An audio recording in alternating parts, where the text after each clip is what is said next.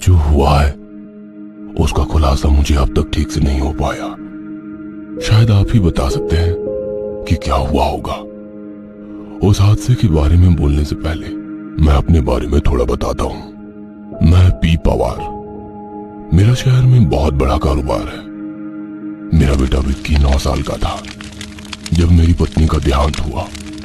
उसके बाद बेटे पर ध्यान देने से ज्यादा मैंने अपने बिजनेस पर ही सारा ध्यान दिया, जिसका नतीजा वही हुआ जो नहीं होना चाहिए था। 10-12 साल की उम्र में विक्की को गंदी आदतें लग गई। जुआ, शराब जैसे नशे का आदी हो चुका था मेरा विक्की। फिर मैंने एक और डिसीजन लिया, विक्की को बोर्डिंग स्कूल भेजने का। वो बिल्कुल तैयार नहीं था। 1-2 बार तो भागकर घर आ गया था।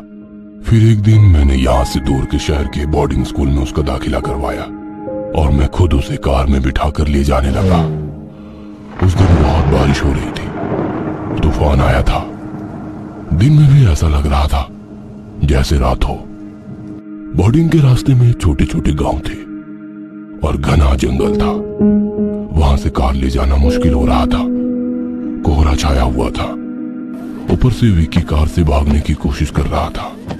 एक हाथ से मैं उसे पकड़ा था और एक हाथ से मैं ड्राइव कर रहा था। पापा छोड़ो मुझे नहीं जाना है बोर्डिंग, छोड़ो मुझे। शट अप विक्की, चुपचाप बैठो।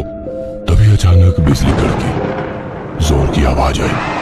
पता नहीं क्या हुआ, मेरे कार के सामने वाली कांच पर खून के धब्बे दिखे। शायद मेरे कार के आगे कोई आ गया था, कोई जानवर या फिर कोई इंसान। इस बच्चे के चक्कर में दिखाई नहीं दिया कि सामने कौन आया था। कार से उतरकर मैं देखने गया। बेचारा किसी नजदीक के गांव का आदिवासी बच्चा था। कार के नीचे आ गया था। उसमें थोड़ी जान बची थी, बचाया जा सकता था। उस खून से लथपथ बच्चे को मैं उठाता।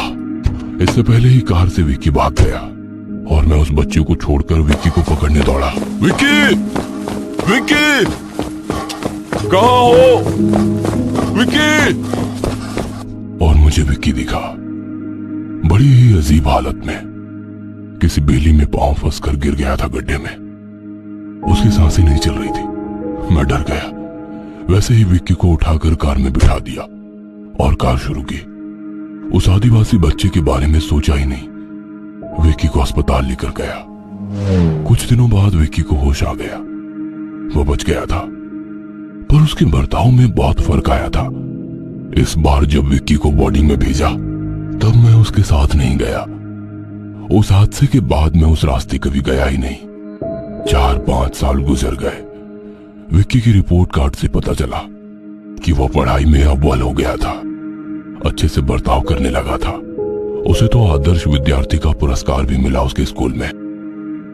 पर अजीब बात यह थी कि जब मेरा नशीली बेटा बोर्डिंग में रहता था, फिर भी मुझे अचानक कभी घर में, कभी ऑफिस के केबिन में दिखाई देता था। ऐसा लगता था जैसे वो मुझसे कुछ कहना चाहता था, पर मैं उससे बात करने की कोशिश करता तो वो गायब हो जाता था। मेरा बेटा यहाँ कैसे दिख सकता है, ये क्या हो रहा था, मुझे कुछ समझ में नहीं आता था। बोर्डिंग में फोन किया तो प्रिंसिपल ने बताया कि मेरा बेटा वहीं बोर्डिंग में था और अच्छे नंबरों से पास हो रहा था।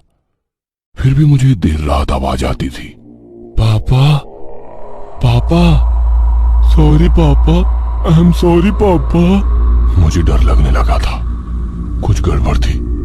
पर विक्की की पढ़ाई अच्छे से चल रही थी तो मैंने बोर्डिंग जाकर मिलना मुनासिब नहीं समझा।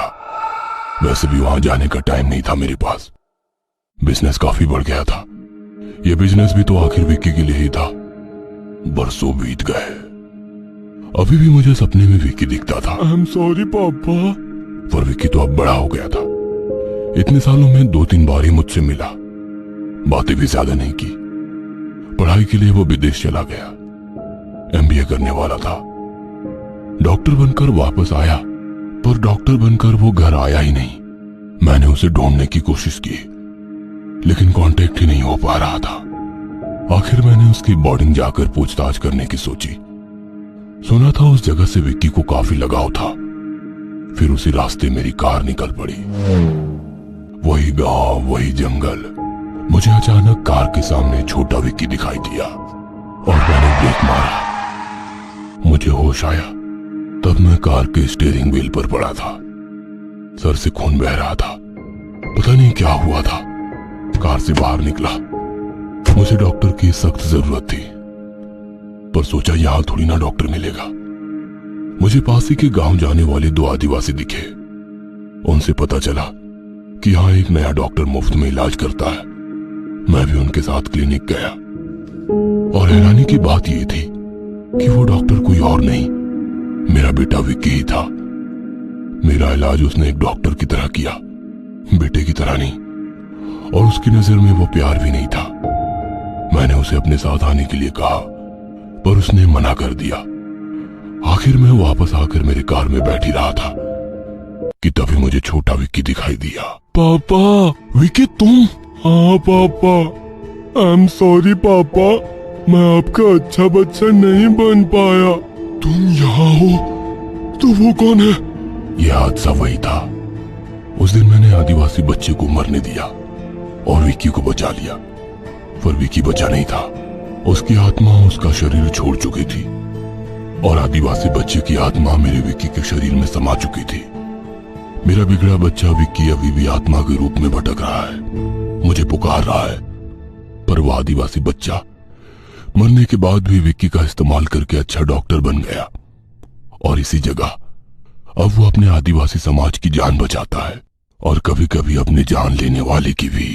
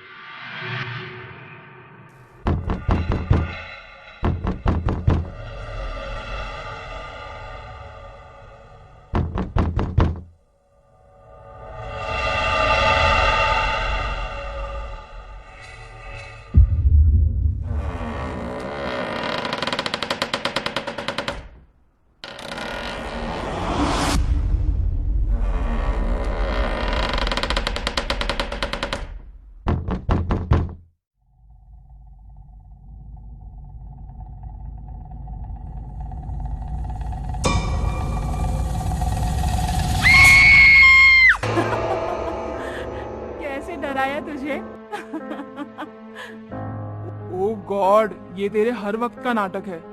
तुझे कितनी बार बोला मुझे डर लगता है, मुझे डराया मत कर। शट अप रिंकी, एक दिन मैं तुम्हें ऐसे डराऊंगी कि तुम्हें तुम्हारी नानी याद आ जाएगी।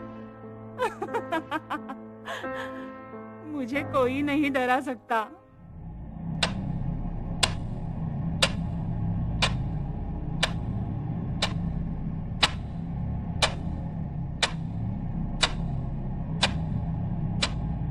चल रिंकी, सोते हैं, रात के 12 बजे हैं। सुन ना, आज मेरे दोस्त ने मुझे एक कहानी बताई। इस बार चुड़ैल की कहानी है। मुझे नहीं सुनना, मुझे सोना है।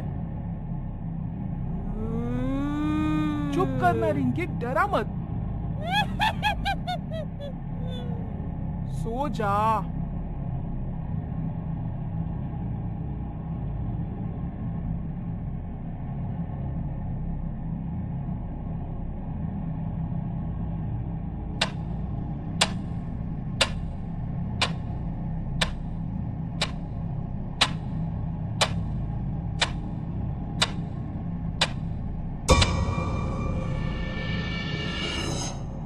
ओह गॉड, मरी ना, तुम्हें तो मैं लेकिन तेरे इस मजाक से मैं डरने वाली नहीं हूँ। जा, जाके सो जा।